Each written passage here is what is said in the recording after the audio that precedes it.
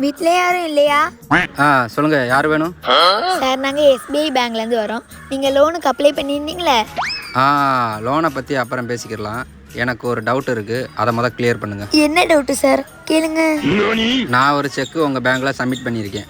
அது பாஸ் ஆக எத்தனை நாள் ஆகும்? சார், எங்கள் பேங்க்லையா இல்லாட்டி அதர் பேங்க்லையா சார்? உங்கள் பேங்க் பக்கத்தில் ஆப்போசிட்டில் பேங்க்கு ஃபெட்ரல் பேங்க்கு. ஓ, ஃபெட்ரல் பேங்கா? 3 நாள் ஆகும் சார். 3 நாள் ஆகுமா? ஏன்? உங்கள் பேங்க் பக்கத்தில் தானே இருக்குது, அப்புறம் ஏன்? சார், பேங்க்ல இருக்க ப்ராசஸ் தானே, அதுபடி தானே நடக்க முடியும். சாருக்கு புரியுற மாதிரி சிம்பிளா ஒரு உதாரணத்தை சொல்றேன். என்ன உதாரணம்? சார் குளிச்சு ரெடியாகி ஒரு இடவையும் போறீங்க. போற வழியில ஒரு சுடுகாடு வருது. சுடுகாடு வழியா போகும்போதே உங்களுக்கு நெஞ்சு வலி வந்துருச்சு. நீங்க அந்த இடத்துல செத்து போயிட்டீங்க. அப்போ உடனே சுடுகாட்டை தூக்கி உங்களை அடக்க பண்ணுவாங்களா?